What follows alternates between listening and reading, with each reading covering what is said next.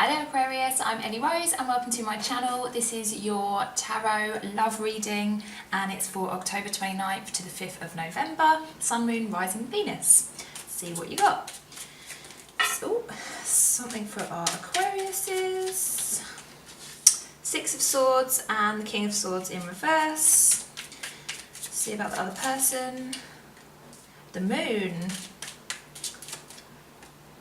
And the Three of Cups. Okay, so already we've got here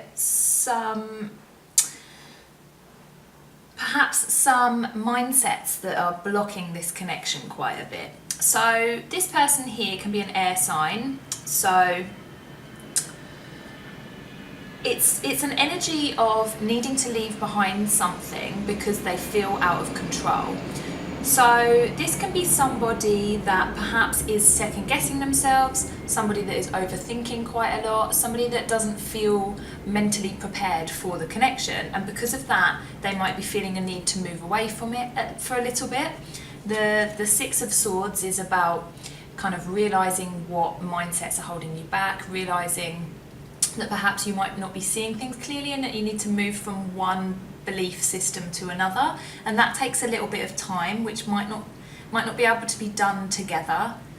So if you guys are in separation, then it's probably because there are some things that need to be realised before like a union can happen. And then on this side we've got, can be Pisces or any of the water signs. Somebody that is perhaps a little bit stuck in their subconscious, so they might have some kind of baggage that is like pulling the wool over their eyes to do with this connection a little bit. And this can be, you've got the Three of Cups here, so you guys will probably know this can be like third party situation. It can be that there is somebody else that is kind of blurring the connection a little bit perhaps, or if it's not somebody else, then it's some kind of needing to feel like there are other options, needing to feel like it is perhaps a little bit like this person doesn't want to feel too tied up in things. They just want to feel everything's kind of like light and easy, and that's because they've got some sort of like subconscious block to do with this connection. So let's find out some more. What feelings have we got here on my right for this connection? We've got Justice and the King of Pentacles. So yeah, this person is feeling like perhaps the connection is one that they would grow a lot from, one that they could learn a lot about themselves from, and perhaps even one that has some like karmic lessons involved as well, something that they need to kind of overcome in order to grow, in order to like spiritually evolve in a way.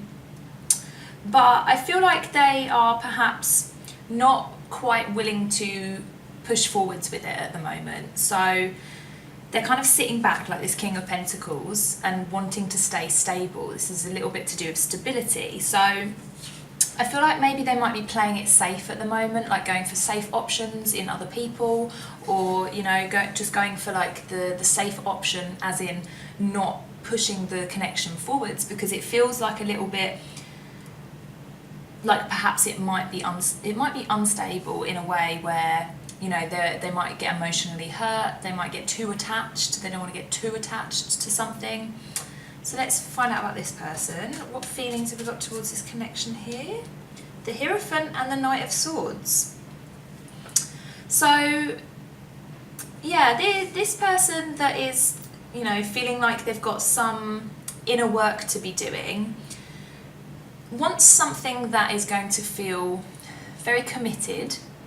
They want to know that the other person is as into it as they are, and if this is you on this side, this is a very airy kind of, you know, energy here. So any of the air signs, and you've got Taurus as well with the Hierophant.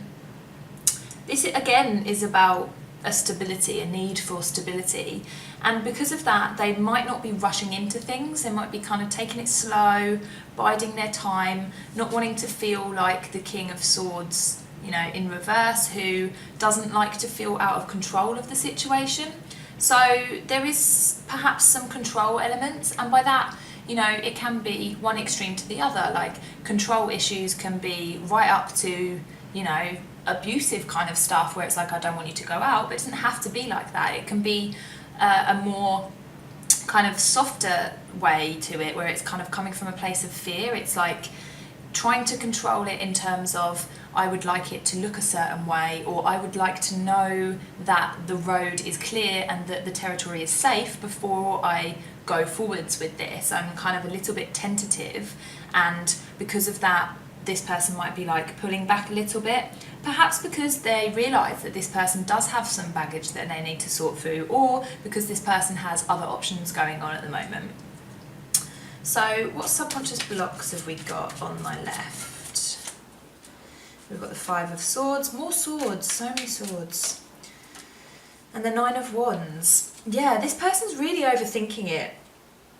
If this is you, you're getting very stuck in your head over this connection. So trying to work out what it means, trying to work out if it's real, you know, like, did I experience what I really experienced? Kind of like constantly second guessing all the time, and you know, feeling quite like mentally out of control. So, you know, I mean, I'm surprised that the 9 of Swords hasn't come out with this, because there is a definite anxiety feeling with this. And if it's not a acute anxiety, it's like a constant wondering about it. It's like the person is constantly in your head, going round and round and round and round and round, like, you know, thinking, oh, I wonder what they're doing now. I wonder what, you know, they're thinking about me. I wonder if they're with someone else. I wonder where they're going to be. I wonder when I'll see them next. Like this constant loop that is going round. And because of that, it's feeling a little bit like, oh, tiring. Almost like this person's not trusting. They're not trusting the commitment, you know, the Hierophant here. There's like a need to trust in the divine. Like, you know, you think about the Hierophant, he's like the religious leader, so he trusts in the divine because it's like, it's his number one. He is the voice of God. And if you're not open to hearing that kind of thing, like you're not open to seeing the messages and having synchronicities and believing in them, it's not just about seeing them, it's about believing in them, then that will cause this constant loop of thinking, you know, and constant like questioning it, second guessing yourself, wondering if, you know, it's really what you think it is, this kind of thing. So let's see about this person here. What subconscious blocks have we got on my right? The Hermit, what subconscious blocks? And the Knave of Swords. So yeah, more air energy. We've got Libra here as well. The subconscious block for this person is they have an unwillingness to go within in order to trust the intuition, probably because of this moon here. This is the first card that came out, so it's probably the most important one. And, you know, the moon represents the subconscious, and the Hermit is about having a look into the subconscious and kind of like figuring out what's going on in there so that you can heal it. With the Knave of Swords here, it's almost like this person is perhaps a little bit new to this kind of work.